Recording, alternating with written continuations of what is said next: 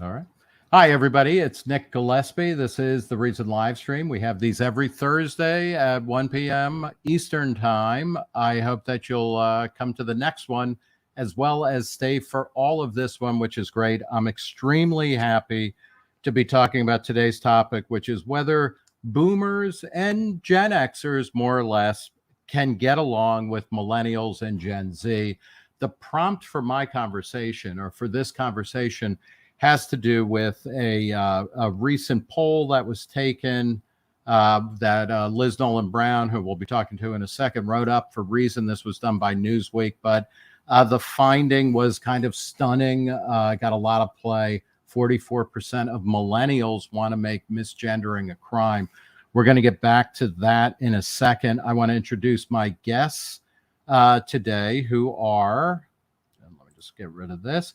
My guests today are Liz Nolan Brown. She's a senior editor at Reason, a millennial who has written a lot about generational kind of identity and kind of conflict over the past couple of years, as have I, and Jean Twenge, who is a psychologist at San Diego State University and the author of many books, most recently the book that is just out called Generations. And here we have a slide of her oeuvre.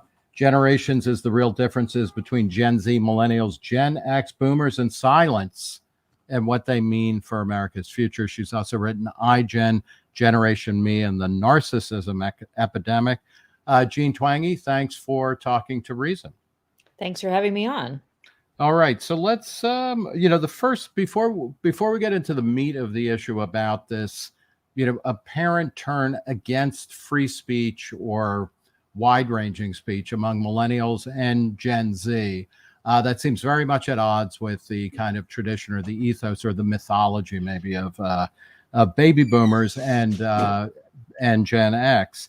I want to go through some of the stuff that is in Jean's book because it's extremely helpful to talk about where we're going through. Now, Jean, your book is called Generations, and it takes, the idea that generations matter, that birth cohorts share broad characteristics that are meaningful. These are the generations that you go through in your book. There's the silent generation, which is 1925 to 1945. They're about 6% of the current population and dropping. There is, where did baby boomers go? They're from 46 to 64, about 21% of the population. I myself am a late boomer. And one of the things that's great in Jean's book, everybody who appears has a birth year next to them. So you can start to realize why you dislike them the way as deeply as you do. Gen X, which Jean is a member of, is about 18.5% of the population. They're the Jan Brady of generations, right? The middle child, the neglected, the benignly neglected middle child, I think. Millennials, of course, 1980 to 1994, they are about 21%, 20.5% of the population. And then Gen Z, which is coming up faster. Gen Z is 11 to 28 years old now. They're 23% of the population. Jean, I guess before we go to the next slide about this, what prompted you to write this book at this moment? So my previous book, iGen, is about Gen Z. And at the core of it, it's really about how technology like smartphones and social media fundamentally changed the lives of teens and young adults. A lot of mental health issues that happened at that time. They also started spending less time with each other in person, just had some really big impacts. So, I gave a lot of talks around the country, college campuses, high schools, corporations. And when I would talk about the impact of the smartphone, one of the most frequent questions that I got was, well, wait, hasn't that affected everyone? And of course, the answer to that is yes. It may have affected people differently depending on their age. But it got me starting to think about that broader picture of how technology is really behind so much cultural change, and how that cultural change has created generational differences. And when I say technology, I don't just mean, the recent stuff like smartphones and social media. it's everything. It's labor-saving devices, better medical care, faster transportation, air conditioning, the birth control pill, all these things that have these downstream effects on how we live. Yeah, and you're kind of, and I've put myself more or less in this camp as well. You're kind of a technological determinist, right? That technology, it's not everything, but technology is really the main driver for why society is the way it is and changes over time. Is that accurate? It is, yeah. I mean, the traditional theory of cultural change and particularly generations is, okay, major events happen. Economic recessions, pandemics, wars, and that's how the generations are how they are.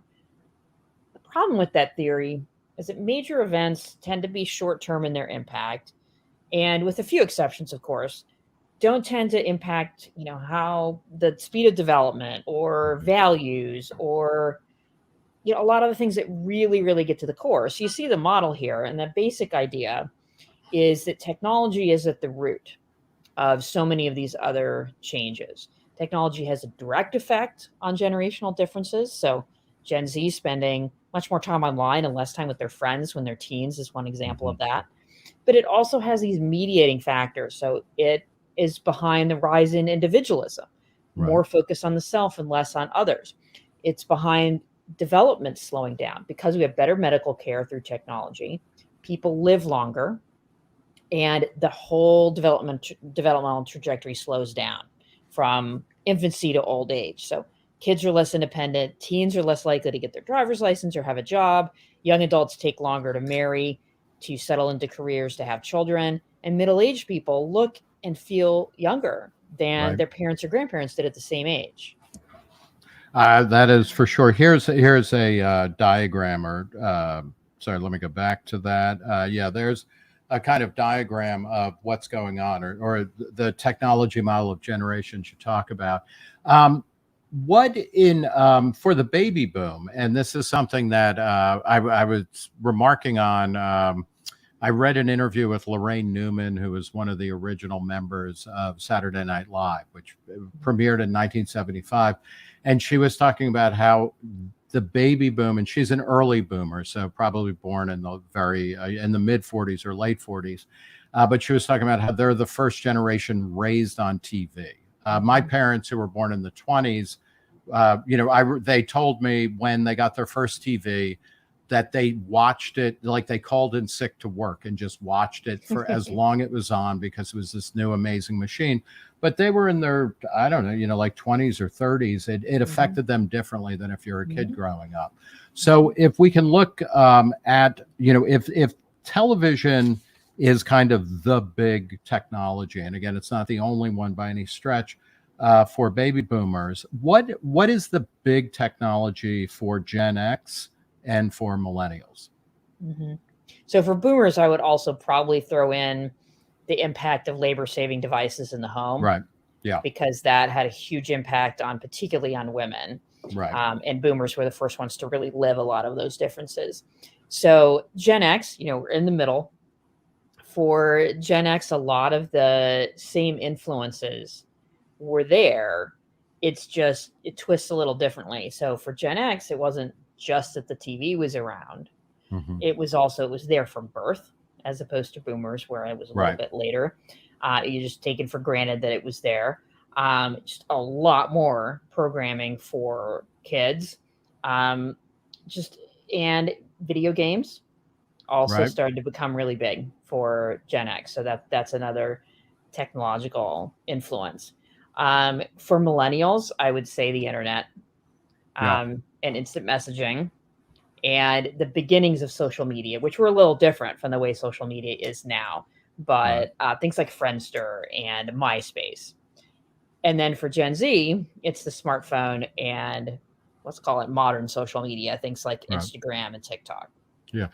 Liz, does that comport with you, the sense as a millennial? And you remember a time before smartphones, certainly, but also the internet to some degree. But, was, kind of instant messaging and, that kind of interconnected technology that was always on. I can remember getting my first broadband connection. I think it was in 1998. And that was a game changer as an adult, but I would think as a teenager or as an adolescent, suddenly things, that just became dominant. Yeah, I'm on the older end of the millennial spectrum. So I got on AOL and Instant Messenger when I was, I think, in, I don't know, junior high maybe. So yeah, that was definitely that was my first internet experience, was logging on through AOL, with the thing where you still had dial-up and you still had, an AOL account and chat rooms, and that was like your whole internet experience. But I think especially the older millennials, like, we went through every rapid change in internet adoption. Like, I was never on Friendster. I was on MySpace. That was, I was on LiveJournal. LiveJournal was big when I was in college. And then, I was the oldest person on Facebook for a while, because you had to, have a college account to create a college email address to create a Facebook account. And I was a senior when it opened up outside of a few schools. So, like, I was, on Facebook from the beginning, on Twitter from the beginning. So I think that's the interesting thing is, a lot of us have been on every different iteration of social media platforms since the very beginning, which is why now also with, Twitter imploding and other things like that, like, there's all these new ones like Threads and Blue Sky, and I leap to join them all because I'm so used to that. But I'm like, got a bit of social media fatigue at this point. Like, I don't know how many I hear you. How many new platforms I can join?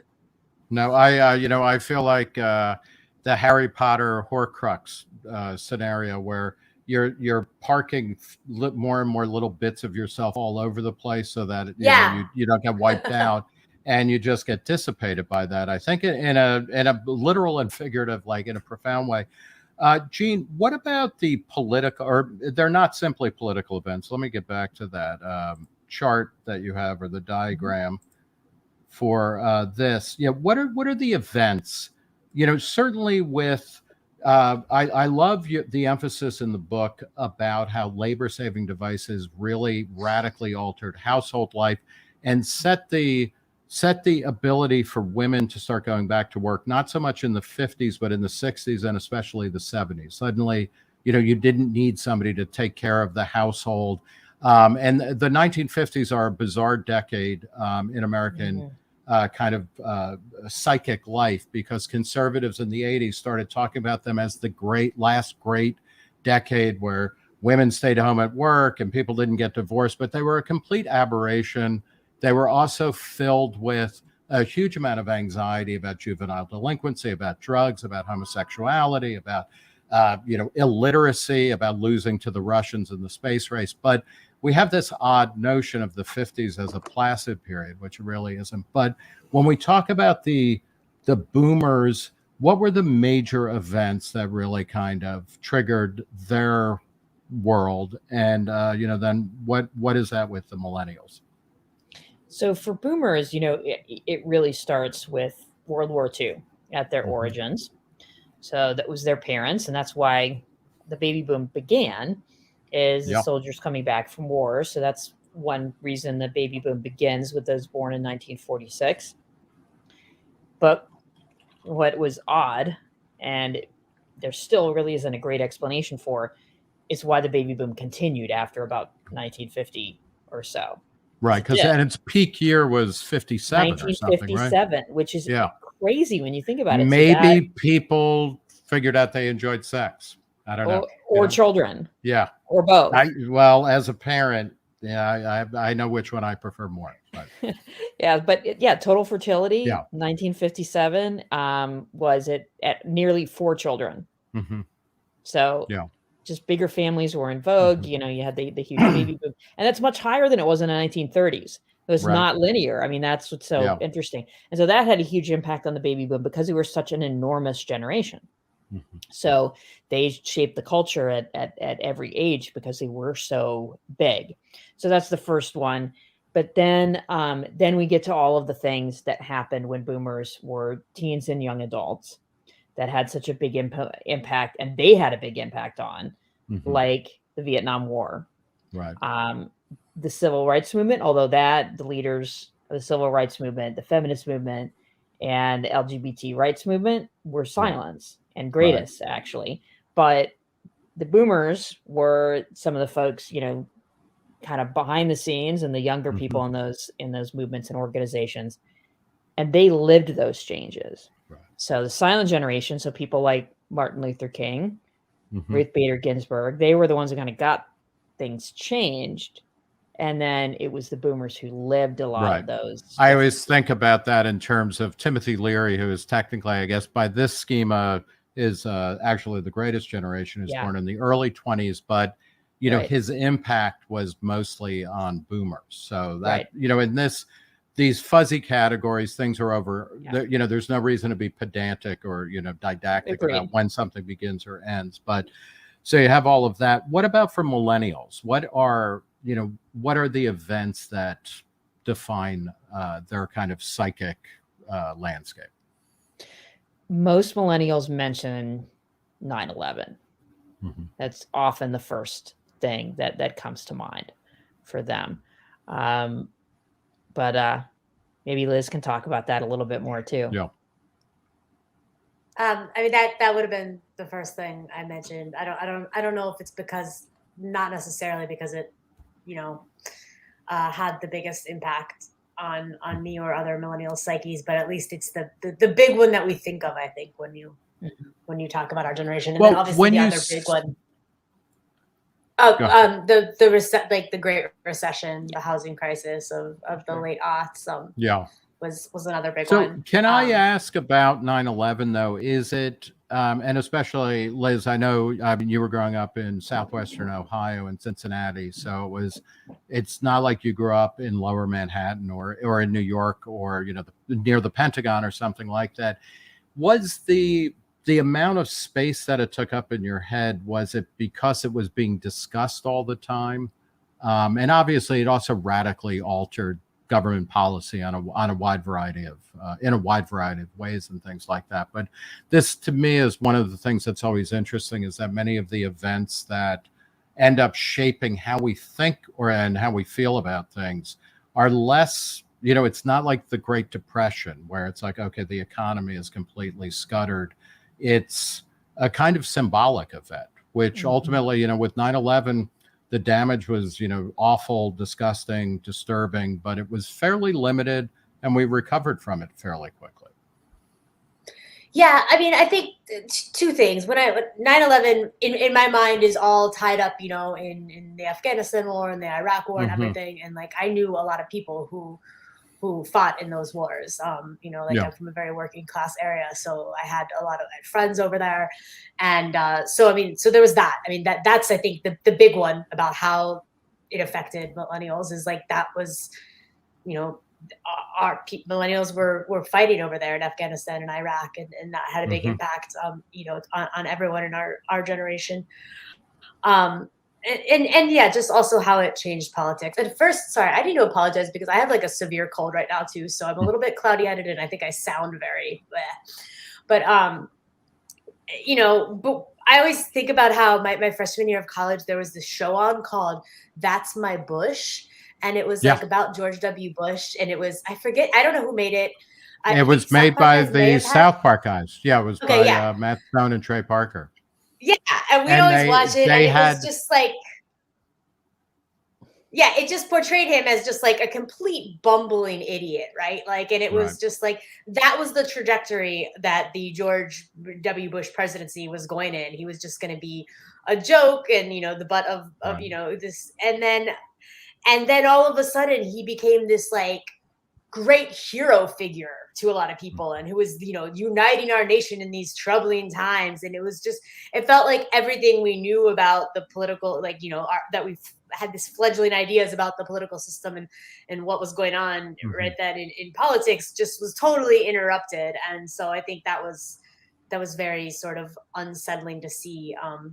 mean, I don't think that all millennials were obviously, you know, skeptical of the whole rhetoric around 9/11, but I know, you know, a lot were, and a lot of people my age, everyone I knew was at the time. So it was, you know, opposition to the Iraq and Afghanistan wars, opposition to this sort of very nationalistic, often, you know, racist or jingoistic rhetoric that sort of came in the wake of 9/11 was a very uniting factor for a lot of people in our generation, I think.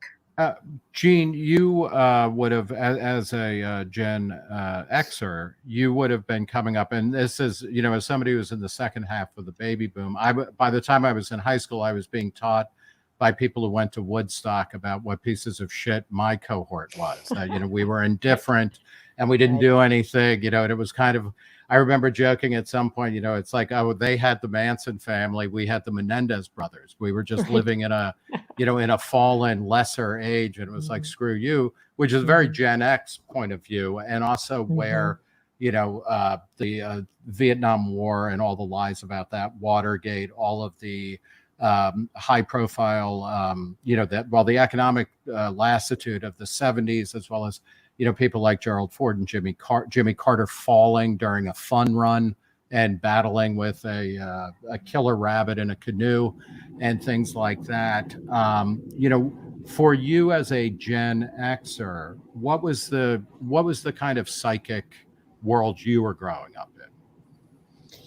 Well, I think I didn't even really become aware of some of this until the early 90s was really the big turning point for Gen X in terms of Gen X being recognized as a separate generation. Right. We were named after a Douglas Copeland novel that came out in 1991. Copeland, born in 60 or 61. Right. So he's really, boomer by most people's definition. So that kind of recognition that there was maybe something else going on actually did begin with people born in the early 60s, not the late 60s, where the most people put the dividing line. Because I think that experience was different. You know, if you're born in 63, you know, how old were you when Woodstock happened? No. You know, elementary school, early elementary school. Yeah. Right. So I think at that point there started to be that kind of recognition of there was some kind of a break, that there was the boomers who had those kind of quintessential, you know, late 60s, early 70s type of experiences, and then everybody else. And nobody really knew what to do with us. And it was the idea of, you know, those late bloomers and Gen Xers of, you know, we're all depressed and we're black all the time, and then we're junky and we're going to, you know, ruin the country and like all this kind of stuff. And slackers, right? Slackers, lazy, that's right. Exactly. Slackers, so unidealistic. Slackers.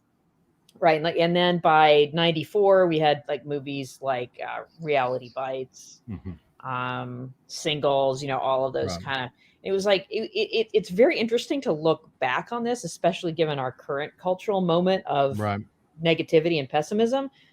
Early 90s were a time of that as well. There was a lot of pessimism, a lot of cynicism.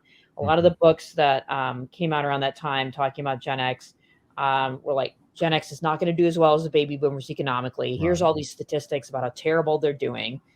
But then we all know what happened next. What happened next was the tech boom. The economy just took off.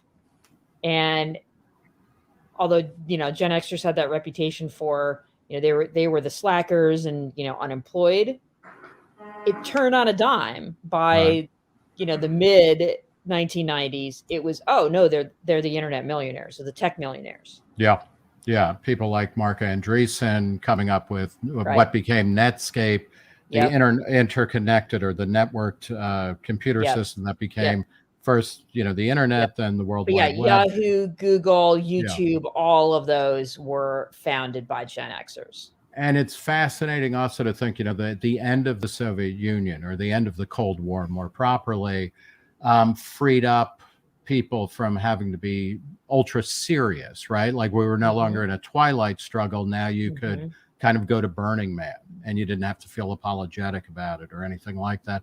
I also think, you know, this is always, and, you know, I'm laying all of this out because I think we're going to come to this more when we talk about kind of millennial speech, attitudes towards speech versus boomers.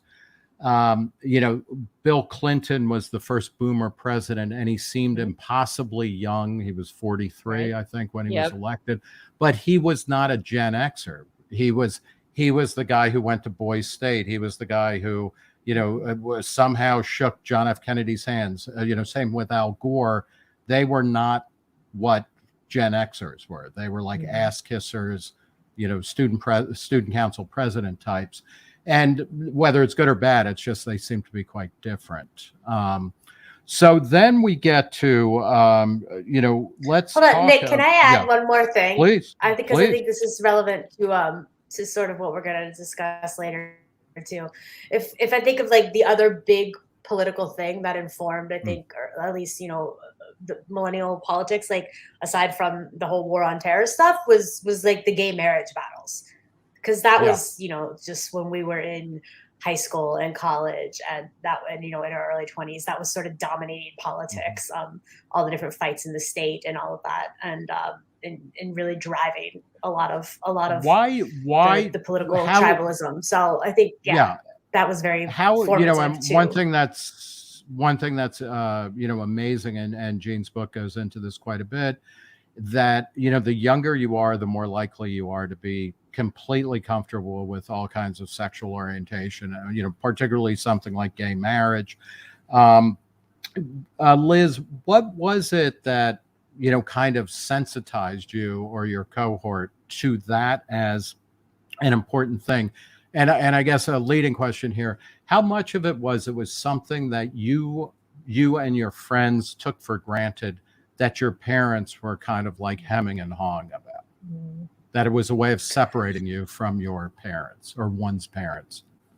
I don't know. I think a lot of our parents were a little bit opposed, but came around about the issue during that time. Like, I know that my parents sort of were like kind of a knee jerk, like, well, no, they shouldn't. And then like when they thought about it for 3 seconds, they were like, actually, I don't know why I'm opposed. And they changed their mind over the course of, you know, a very short time, as the issue was in the spotlight. And so I think that actually that was, you know, it wasn't, I don't think, a generational issue per se.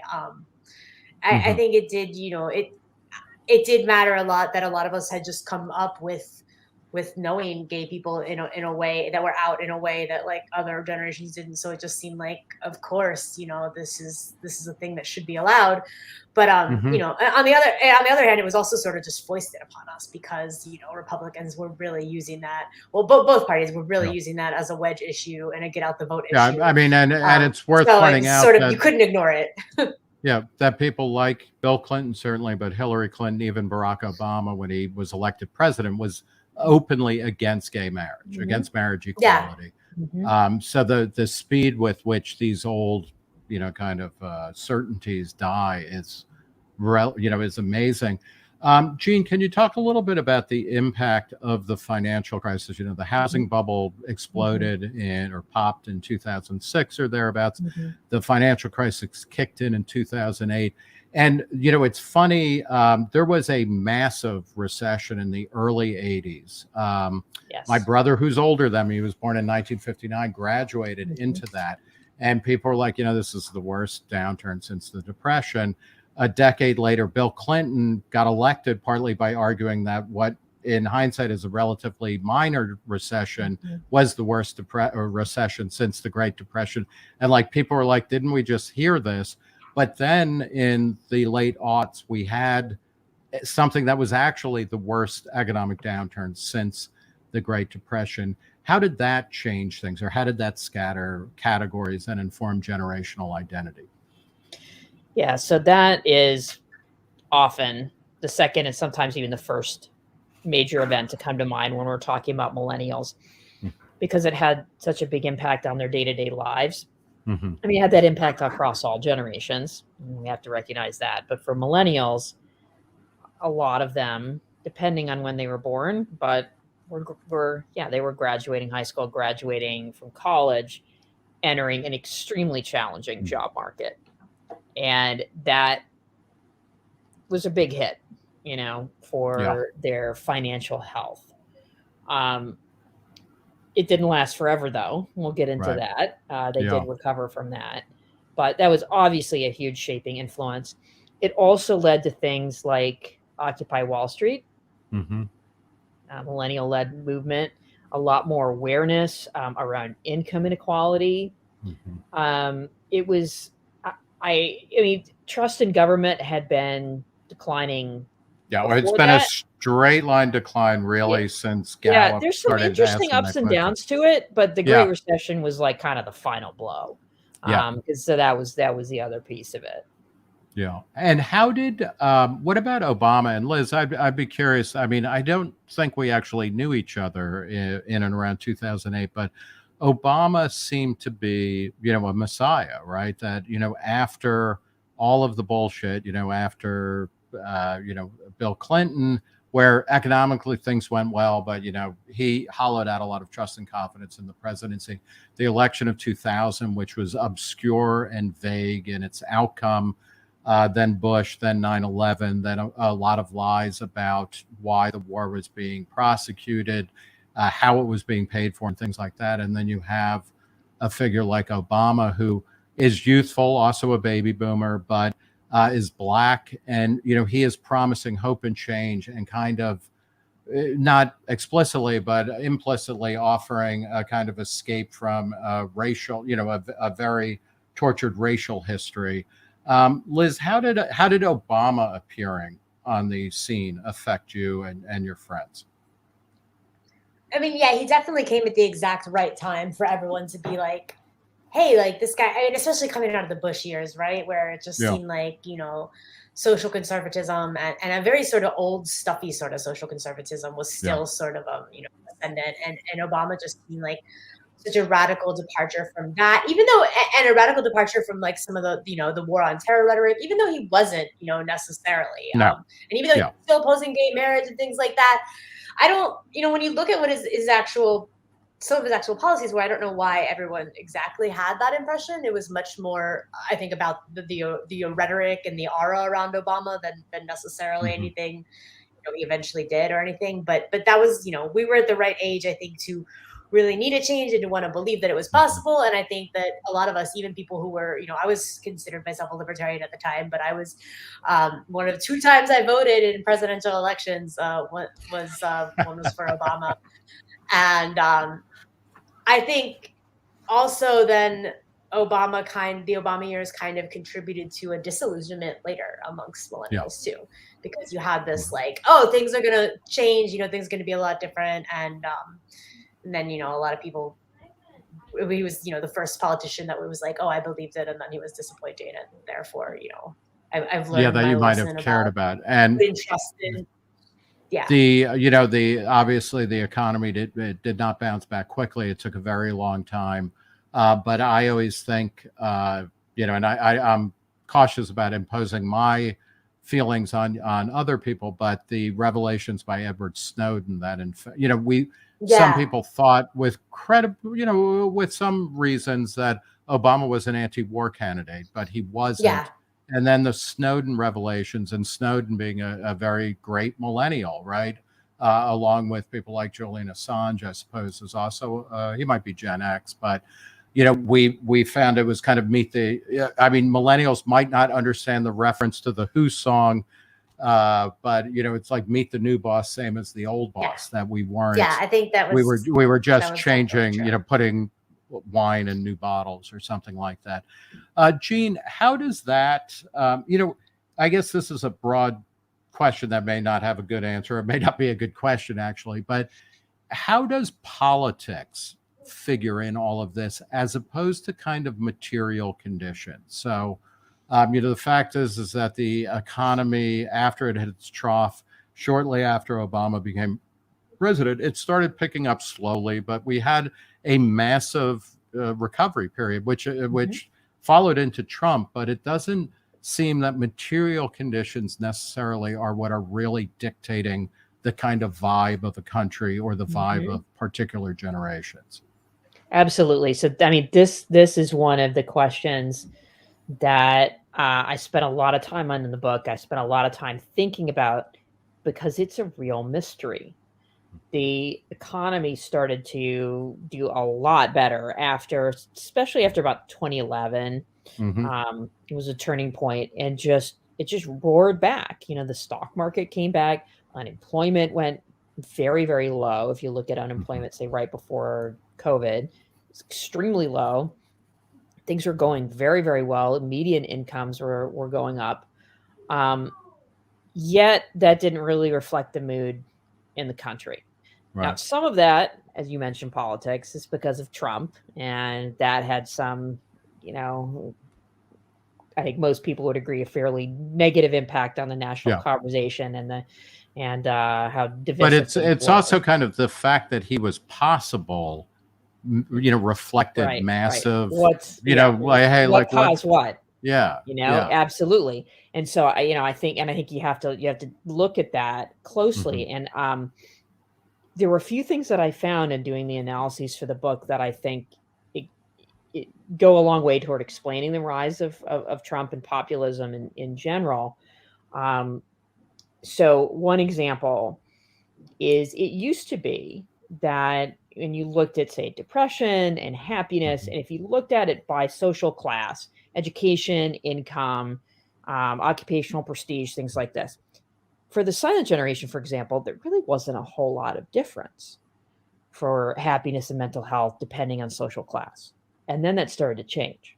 So I have a lot of graphs in the book. And those lines diverge. They diverge starting with the boomers and then go from there, where in more recent years, you end up with a very big gap for happiness and depression by educational level and income. So people with a college education, for example, happiness has stayed fairly stable. Levels of depression, fairly stable among older people anyway.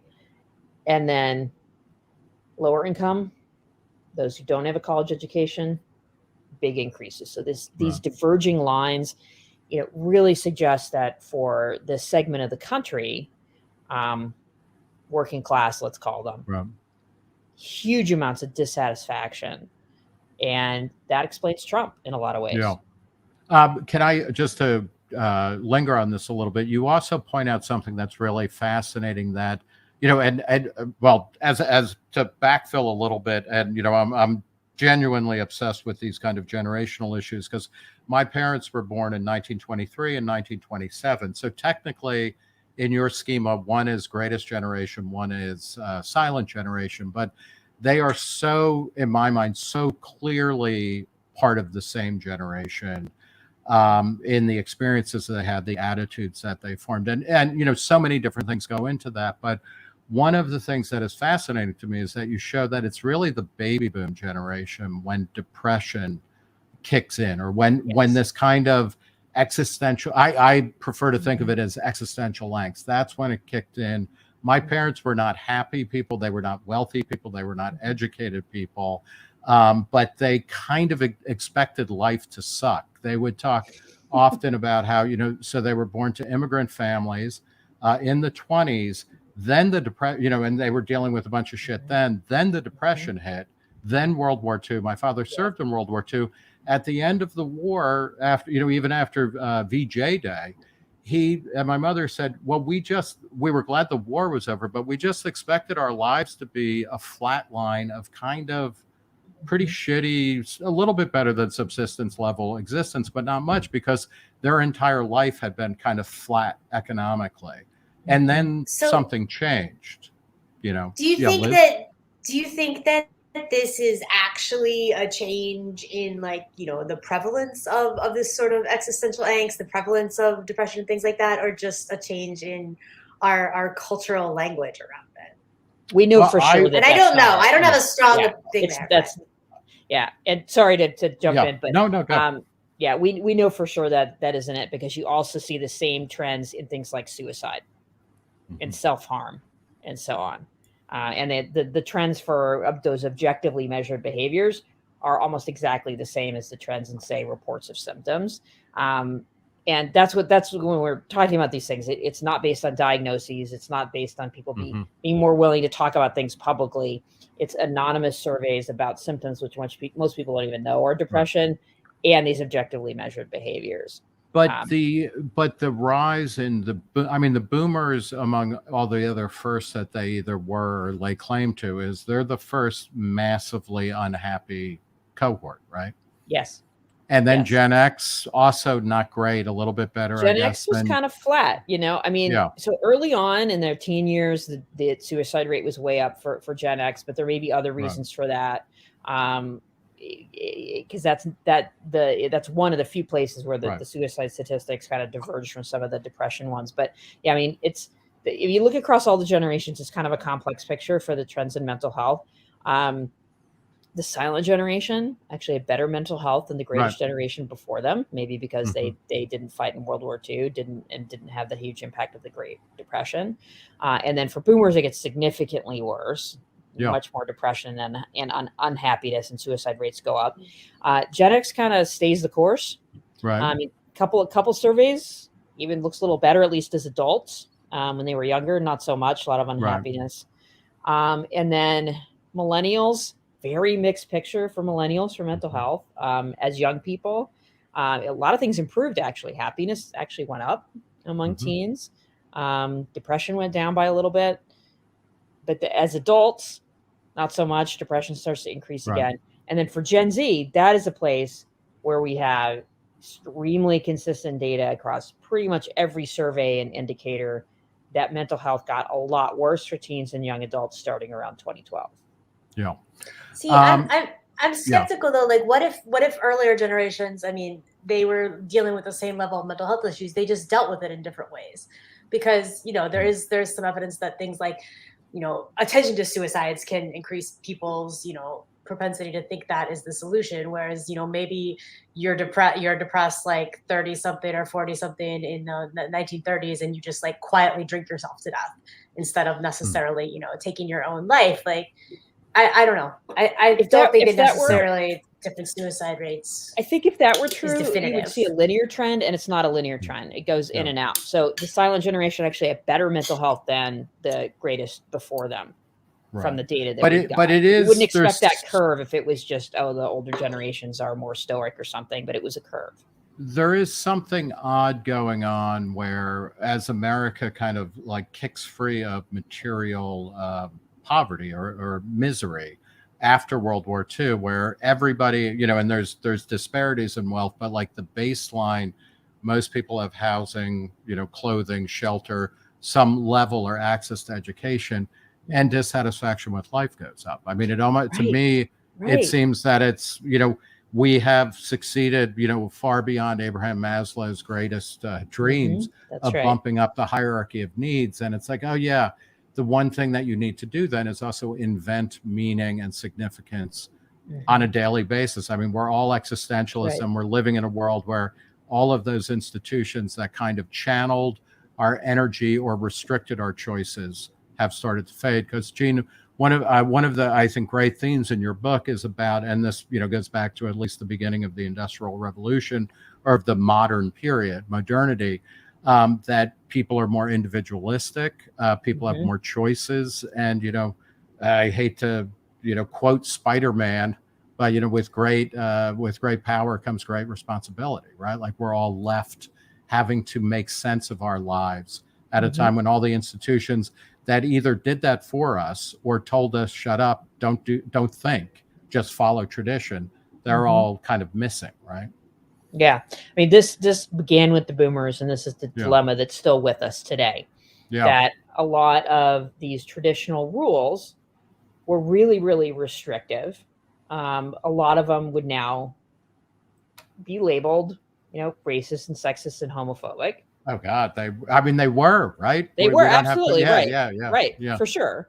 And they restricted opportunity for great numbers of people. So I would rather live in this world than that one, right? For sure. But with that said, when you have structure, there's not as many choices. You're not searching for meaning as much. Technology comes into play too, because of this basic piece that used to be life was about survival. Right. I think about my grandmother a lot. So my grandmother and grandfather ran a dairy farm in rural Minnesota. They had 8 children. They didn't have time to think about self-esteem or what the meaning of life was. They were just surviving. Right. Well, let's shift to start talking about some, one of the great things about the boomers, I'm always reminded whenever I think about this, when Saving Private Ryan was coming out, Steven Spielberg did an interview with Roger Ebert where he said the most boomer thing ever, which was, the point of World War II was the baby boom going to be born or not? World War II allowed the baby boom to be born. And it's like, that is the most insane reading of World War II, right? Yeah. But it's also perfect. It captures something unique about the baby boom. And the baby boom, of course, spent a lot of time hating on their parents, who had not only given, food, clothing, and shelter to them, but unparalleled opportunities in education and, extra pairs of pants and TV shows in a world, food made especially just for kids. And now we're kind of going through something similar. And I've written about this a lot. I know Liz has touched on this, Jean. Obviously, your work does, but at Reason, there's generational warfare going on in all sorts of different ways. Or this is a cover story from Reason in 2012. And it's more about old age entitlements. And the argument that I'm making there with the co-author is that old age entitlements are really taking money from, relatively poor, relatively young people and giving it to relatively old and relatively wealthy people. We have a little bit later, we wrote this wonderful story, again, with a co-author about millennials. This is from 2015. And it was about how millennials are charting their own course and that's a good thing. Let me read a short quote from near the conclusion of this. When it comes to politics, Generation Independent, which is what we were calling them, is already tuning out their boomer and Gen X elders like so much Bob Seger on their parents' car radios. That is as it should be. The future always belongs to the young who must find their own way in the world. Yet it would be a shame if this new generation gap gets in the way of the sort of transgenerational solidarity that could make the future so much easier for all of us to navigate. They rummage, millennials rummage through past generations' experiences and attitudes like Gen Xers used to rummage through Salvation Army stores. Mostly, though, millennials aren't listening to you because you're not speaking a language that makes sense to them. They are young. They want to set the world on fire, and they can and will burn brighter than the sun without asking anyone's permission. That reads like it's from a different planet these days, because millennials, and Liz, please speak from your own experience, seem to be a particularly sour bunch of people right now who insist that they are being screwed, beyond any, more than any generation ever. Jean recently wrote, and this is an excerpt in The Atlantic that came out earlier this year, from her book Generations, The Myth of the Broke Millennial. After a rough start, the generation is thriving. Why doesn't it feel that way? I guess first, then I want to talk about the poll that I mentioned at the beginning of this and attitudes towards free speech and kind of openness. Liz, do you agree that millennials today seem kind of sour compared to maybe a decade ago? Or is that overdoing it? But if they are, what changed? What's stoking the anger? I don't know that, like, in the quote unquote real world, that millennials are necessarily more, sour, angry, depressed about their prospects now than they were, in 2013 or so. Obviously, like Jean mentioned, Occupy Wall Street earlier. I mean, right. there was a lot of discontent and a lot of anger there at the time too. But I also think that today, the idea that we're all, very discontent and disgruntled and bitter about everything is not my experience when I'm like, just like talking to friends in my everyday life and things like that. But I think, there is a grievance culture that started getting rewarded online in you know, when the VC money was flooding into starting like 1 billion publications like Mike, and they needed to fill content, and it was all like, let's like talk about how racist and sexist everything is, like, you know, this like yogurt commercial is like the worst because, you know, whatever. It was all just like, you know, intense critiques about how everything was terrible, even though we were objectively getting, you know, much better in these sort of progressive attitudes. And, you know, that sort of thing started because there was just so much, you know, money going into pumping out a stream of endless media and blog posts and things like that. And then it got amplified because of, you know, the incentives on social media and the incentives for people to become, you know, to go viral and things like that. And I just think that sort of very aggrieved, discontent disposition and posturing has really been rewarded online over the past, you know, decade or so. And that's contributed to, I mean, and then that in turn probably has influenced the way that millennials think about themselves to a degree. But I also think it's just partly that's what is the most visible for us when we think about people in this cohort, because that's what we're seeing from like the most prominent commentators and things like that. Jean, could you talk a little bit about why it seems millennials, you know, and not just them, but the media in general, perhaps, but why haven't they updated their statistics? You know, because if you look at 2010, it's like, yeah, it's not good for millennials. If you look at it now, things are actually good by most traditional indicators of wealth, per capita income, home ownership rates, things like that. What is holding people back from kind of starting to deal with what's going on now as opposed to what was happening or what might have been happening in the past? Yeah. You know, I think there are there is a little bit of reality in some of these attitudes. Yeah. So for one thing, the gains in median income are almost all among women.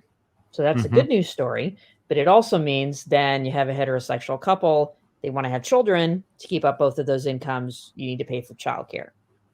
So in that way, some of the economic complaints do hold some water.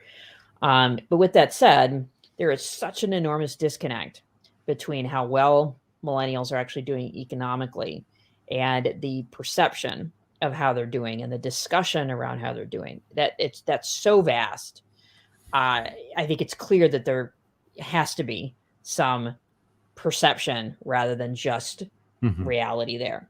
And the stuff Liz mentioned, I think, is right on. I think that has a fair amount to do with it. Just that negativity is rewarded online. It's rewarded on social media.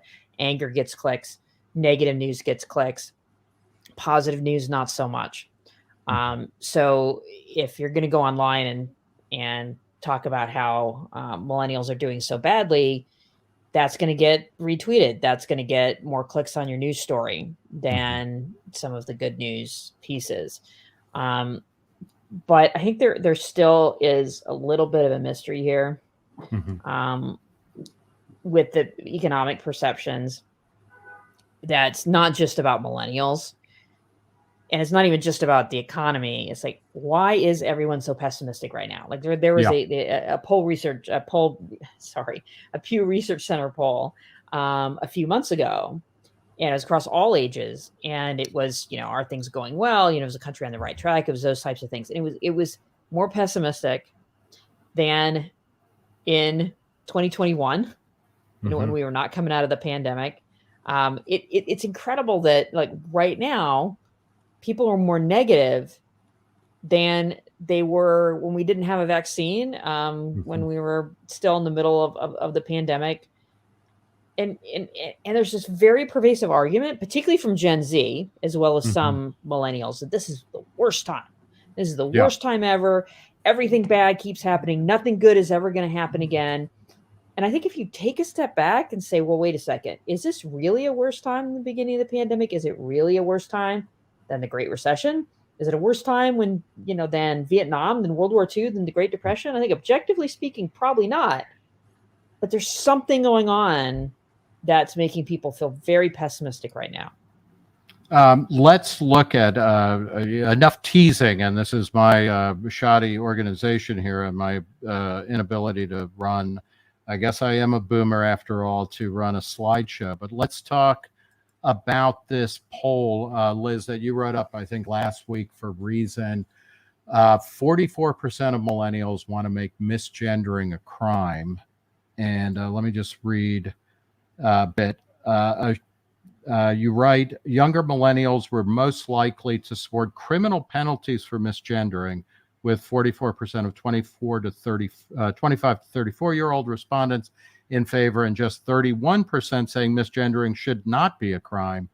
And then you look a little bit older, and the 25 to 34-year-olds, that includes some Gen Z. Mm-hmm. So it's millennial and Gen Z, but then some 38% of 35 to 44-year-old respondents said it should be a crime, while 35% disagreed. Some 33% of 18 to 24-year-old respondents, which would be Gen Z, said it should be a crime, while 48% disagreed. So you have, Liz, to the best of your hypothesizing, what is going on that 44% of 25 to 34-year-old respondents think that misgendering somebody should be a crime? I mean, they're not thinking about it. They're not thinking it through. That's my most, I guess, hopeful interpretation. Is people are very concerned with trans rights these days. They're very, a lot of young people are very rightfully think that you should respect people's pronouns, respect people's gender that they consider themselves, and they want to signal that. So when you're asked in a survey, like, should it be a crime? Sure, why not? My hopeful, I think that's nuts, but I may be a prison abolitionist, but I think this should be a crime. Yeah. My like hopeful interpretation is that people answer survey questions a lot of times based on a sort of desirability bias of trying to say what they think is right. And this is a way to signal that you think it is wrong to misgender people. But there's no actual proposal attached to this, right? There's no here's what the criminal penalties would be. Here's how much, time people would spend in prison or what they'd have to pay. Here's how it would be enforced. There's no discussion about all the unintended consequences and things like that. So I hope that, if this was an actual proposal, people were actually discussing it, the support would be a lot lower than than in a poll where it's just like, hey, is this, where it's more answered almost as if like, hey, is this bad? And people say, yeah, because unfortunately we do have, we are in an era where people think that like anything bad should be a crime, sort of, at least before they think it through. What about Jean? What do you think? Is there, and this poll, was done by Newsweek. The data is not available online. I looked around for it. We don't even know the exact questioning, the wording of the question. So all of that, those are serious caveats, but it seems to comport with a general attitude among, a large chunk of younger people, say people under 30 or under 35, towards not putting up with speech they find ugly or uncomfortable. What's your read of something like this? What really jumped out at me is that the purely Gen Z, the 18 to 24-year-olds were actually less likely to say that they thought it should be a crime. So I would love to see that data, because that's an interesting result. It might suggest that maybe a corner has been turned, and Gen Z's like, yeah, of course I don't want to misgender people, but no, it should be a crime. Right. Maybe they have witnessed enough cancel culture that they're over it. But because a few years ago, the data we have suggests, it's much more linear, that the younger you get, the more likely people would say, no, we would need to restrict speech. Let's, I want to run two short clips that kind of get to this. The first is something that I think, a lot of people have seen. This was taken at Yale University in 2015. And it's Nicholas Christakis, who's a faculty member there and who was the master of the house along with his wife. And this was the aftermath of an email that Erica Christakis had sent out suggesting to students that they can police themselves when it comes to what is or is not an offensive Halloween costume. This is all a kind of strange thing. But I want to play two clips. So this is from 2015 at Yale, where Nicholas Christakis, a very highly esteemed professor, a baby boomer, has gone out to talk to students. And let's watch this. For all filming students, you understand that? As your position as master, it is your job to create a place of comfort and home for the students that live in Silliman. You have not done that. By sending out that email, that goes against your position as master. Do you understand that? Then no, I don't agree with that. Then why the fuck did you accept the position? Because Who the fuck hired you? I have a different You vision should than you. step down. If that is what you think about being a master, you should step down. It is not about creating an intellectual space. It is not. All right. So, Jean, let me ask you, just when and I'm sure that this first made the rounds among faculty members at universities. Like when you see a confrontation like that, with a professor on the receiving end of a, screaming tirade, how did that make you feel? Well, I mean, I remember that time there was certainly a lot of discussion on campuses among faculty members.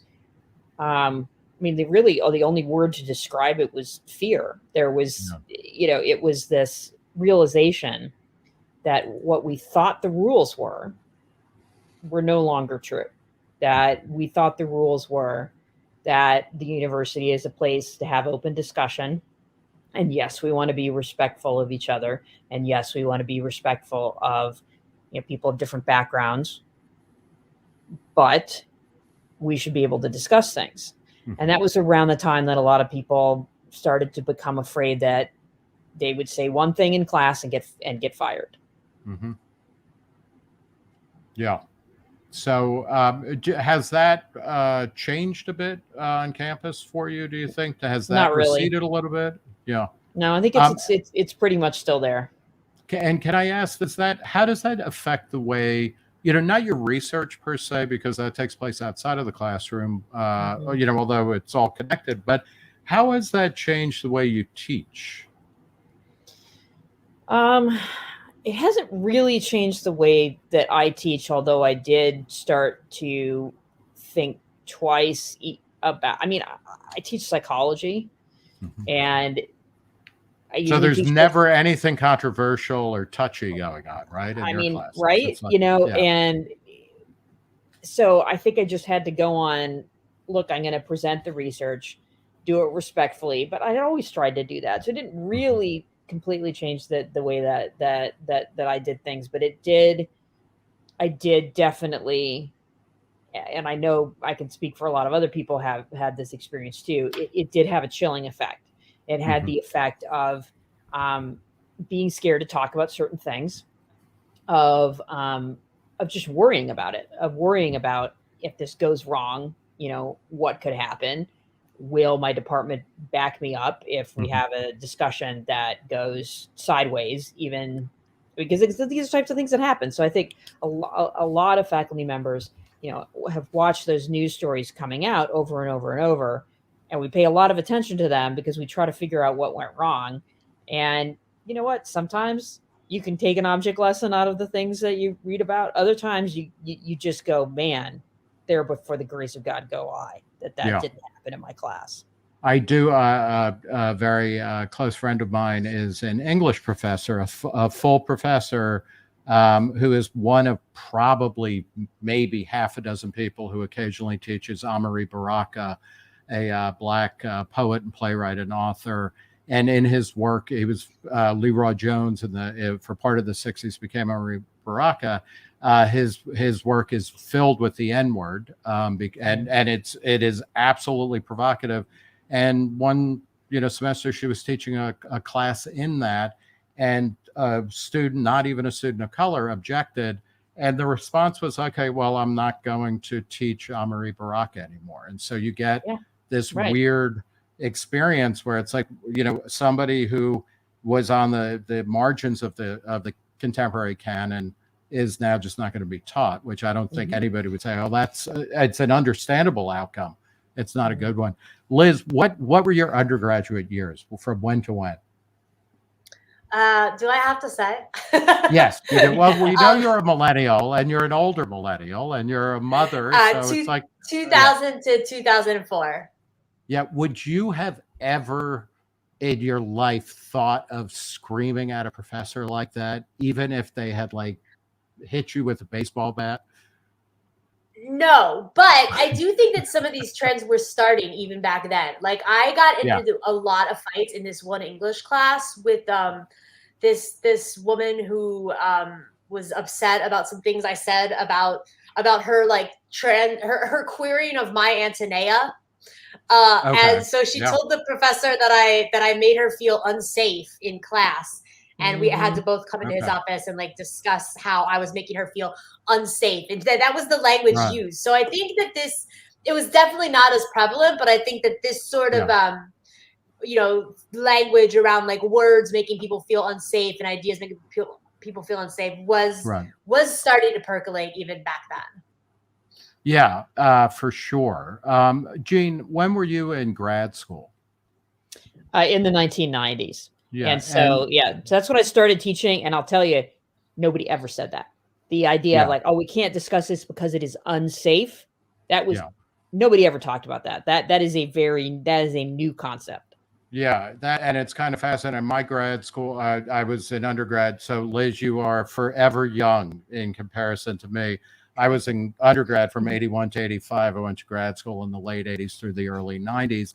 In an English department that was a hotbed of post-structural theory, and the idea of making people unsafe was kind of the whole point in lecture, and that's why you would invoke various kinds of post-modern or post-structural thinkers, was to make everybody unsafe.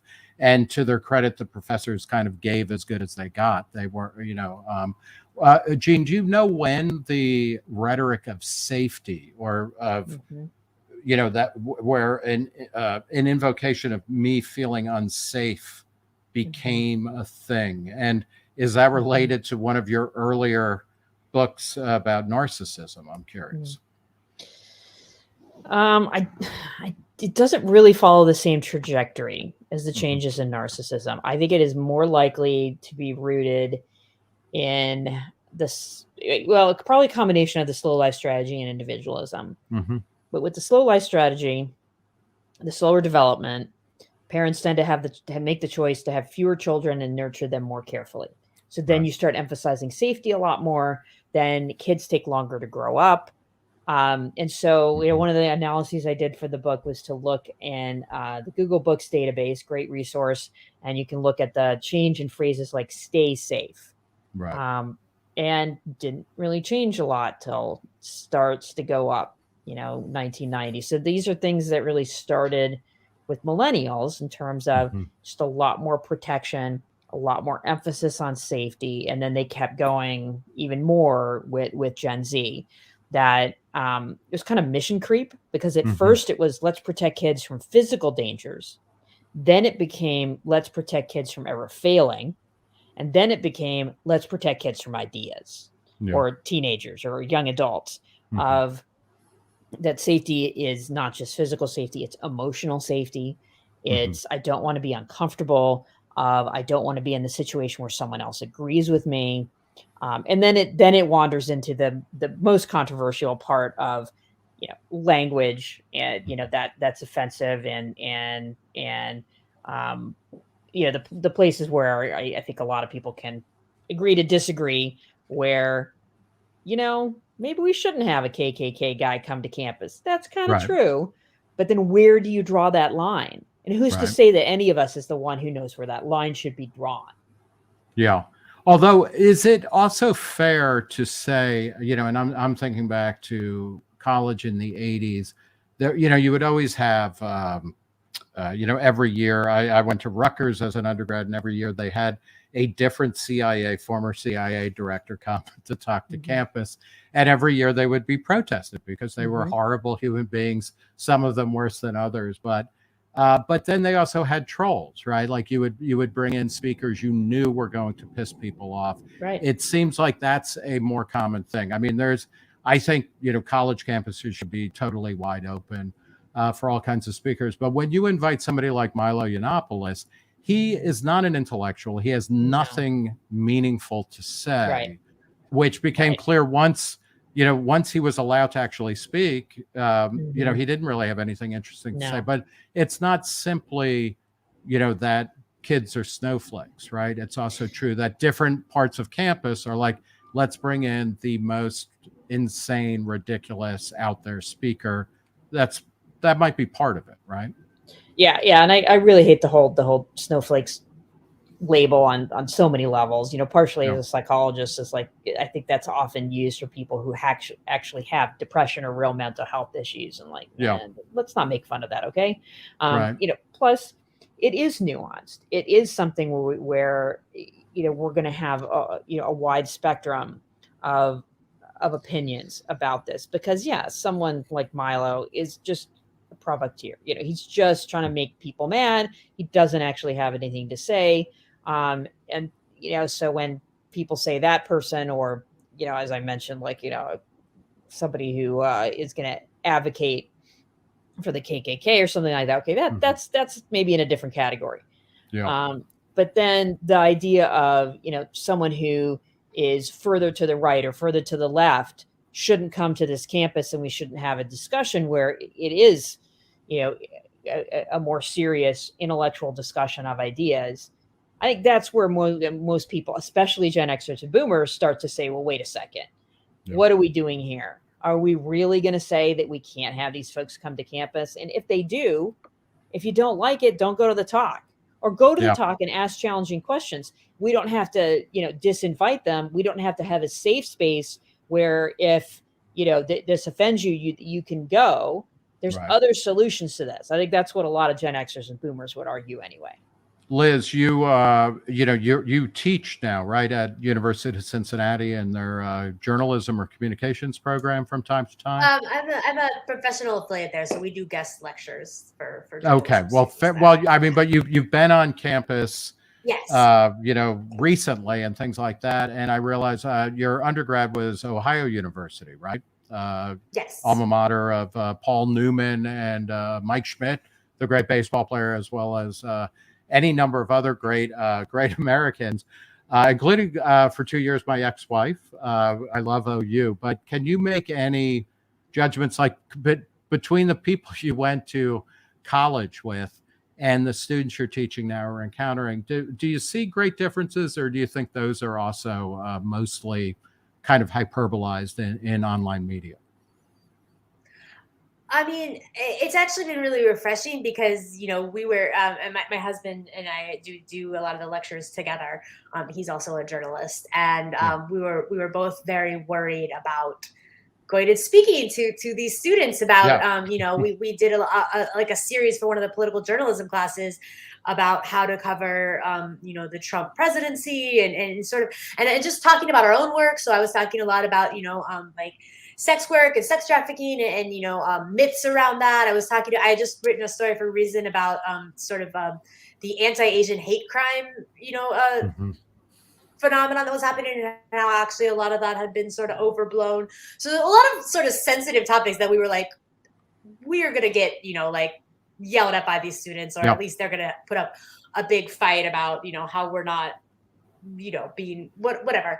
But there was none. I mean, people were like really respectful. People asked questions. People did push back on some ideas, sometimes a little bit, but in a way that was very just like measured and reasonable, and just like you'd want a discussion within a classroom to be.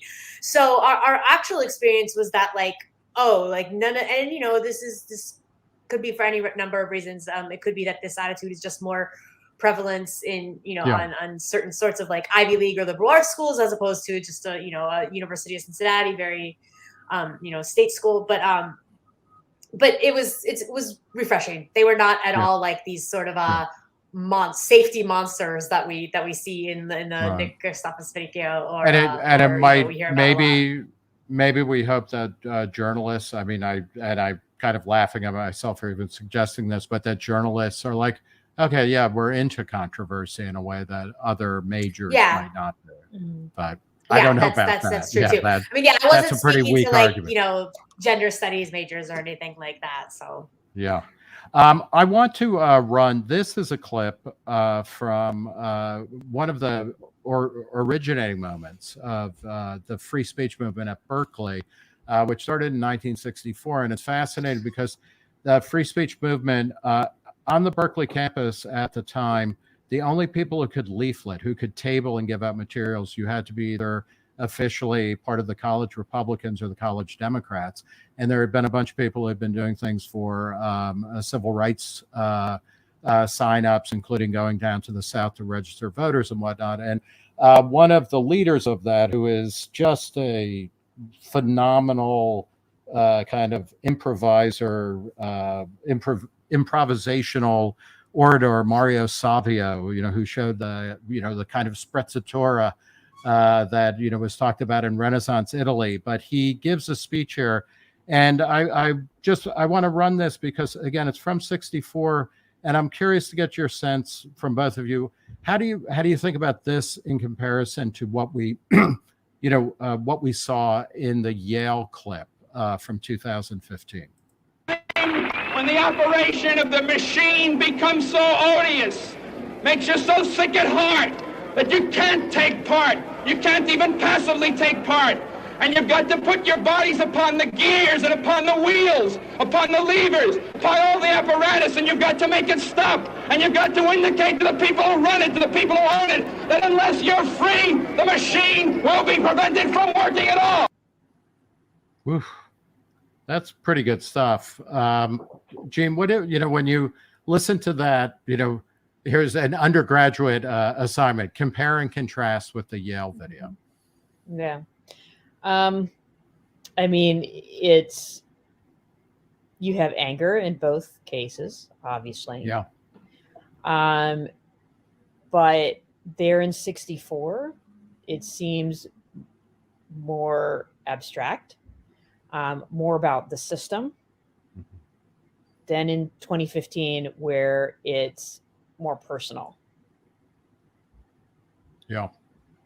Yeah, that's kind of fascinating, right? To think about. I mean, for me, the most striking similarity is certainly the anger, to the idea that anger on campus is something new seems off. Yeah. Liz, what about you? Have you seen that clip before? And what's your response to it? I don't think you can necessarily compare. I mean, there's definitely, you can see a lot of that sort of anger at the system alive and well amongst millennials and Gen Z, depending on, where you are and what the protest is about. Like, I mean, we saw a ton of that during a lot of the, racial justice protests in 2020. And again, before that, back in, 2014, 2015. Yeah. So I think that sort of anger at the system is still very much alive and well today. One of the things I find fascinating is that in the 60s, and I have spent much of my professional career trying to be the Quisling of the baby boom generation. Like I want to collaborate with Gen X and with millennials and Gen Z to sink the boomers, to get rid of them. I think, the boomers tend to be full of themselves, or we are full of ourselves and all of that kind of stuff. But it's interesting to me that in the 60s generation and what came after, there was a move to build alternative systems and alternative communities, or to challenge the system very forthrightly. So, people moved to communes, people created alternative corporations, alternative schools. The Black Panthers are one example of this in the civil rights movement, and also the LGBT, the gay and lesbian movement, the gay liberation movement. Women's Lib was like, fuck you, we are going to do our own thing, and we're going to exit. And that's how we reform things. And what strikes me as a meaningful change now is that many of the people on campuses and millennials, they are actually petitioning the system rather than leaving it or even altering it. It's almost as if they believe on some deep-seated level that the system is there and it is responsive to them. And it has been, because when we look at the system, if the system is America, it is much better in terms of race, in terms of class, in terms of gender and sexual orientation. And I wonder if we've kind of reached a limit maybe of where, the grievances that are being put in front of the system now, the system can't really do much about that. Jean, do you have any response to that? I think that might be true. There was a poll done in 2020 that asked people, adults of all ages in the US, about things like, is America fundamentally a fair society or an unfair society? And most millennials and Gen Z said unfair. Are there significant changes needed to the system of American government? And the vast majority of millennials and Gen Z said yes.